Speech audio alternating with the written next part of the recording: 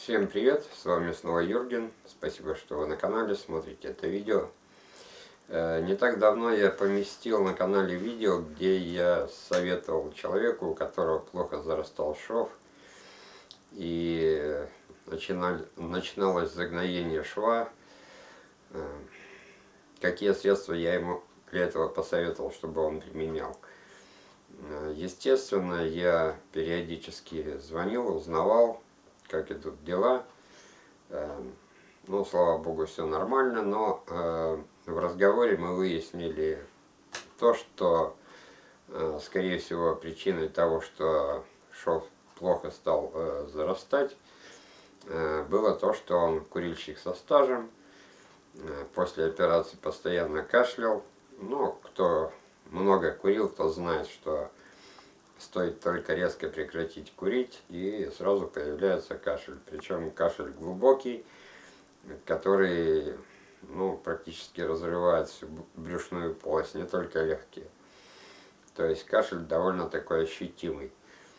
И естественно, если у вас есть какой-то послеоперационный шов на брюшной полости, то на него это будет влиять совсем плохо. Вы знаете, вот в этом плане мне, наверное, повезло. Мне делали гастроктомию в 98 году.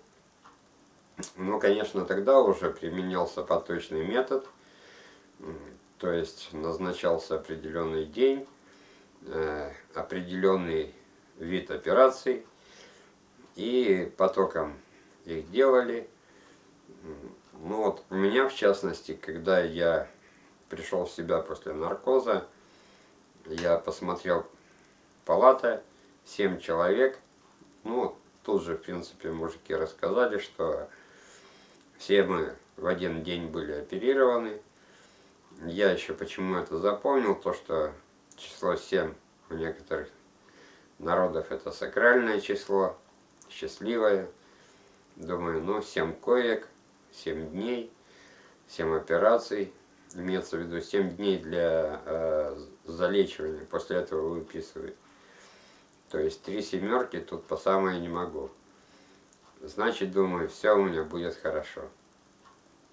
Так вот, что касается кашля курильщика.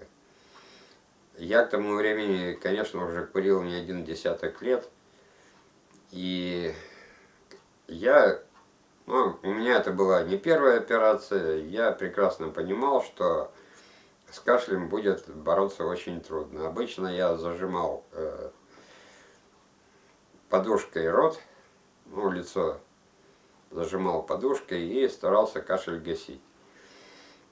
Потому что когда свежий шов, то для него это, конечно, очень пагубно. Но вот в данном случае, вы знаете, мне очень понравилось. Нам делали ингаляцию с настойкой эвкалипта. Утром ингаляция и вечером. Кашля у меня не было вообще, да ни у кого не было вообще. Там из 7 человек уж точно, наверное, 6 были курильщиками. По-моему, только один не курил.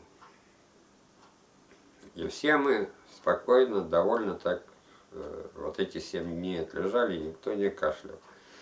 То есть шов зарастал вполне себе даже так в спокойной обстановке. Никакие разрывы брюшные при кашле на него не влияли. Поэтому если кому-то из вас, не дай бог, предстоит операция на брюшную полость, или может быть у кого-то проблемы из родственников, у кого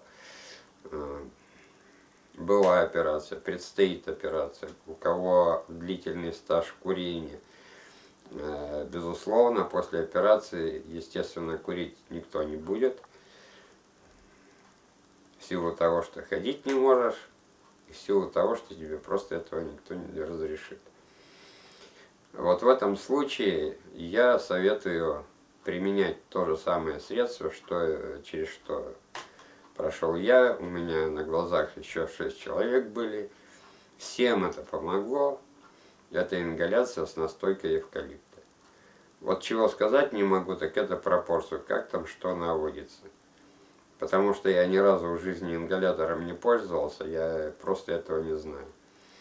Но, во всяком случае, те, кто сравнительно недавнем времени покупал ингалятор, они говорят, что все эти рецепты там расписаны в документации сопроводительной. То есть можно все это увидеть.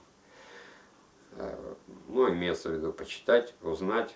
Все там легко доступно написано. Настойка эвкалипта у нас есть в каждой аптеке. Но средства, я вам вот это вот точно уже говорю, довольно эффективны. Поэтому, если не дай бог, чего я не желаю никому, но если вдруг случилось, вот, пожалуйста, я советую этим воспользоваться. На этом у меня все. Всем крепкого здоровья. Ставьте лайки, подписывайтесь на канал и пока.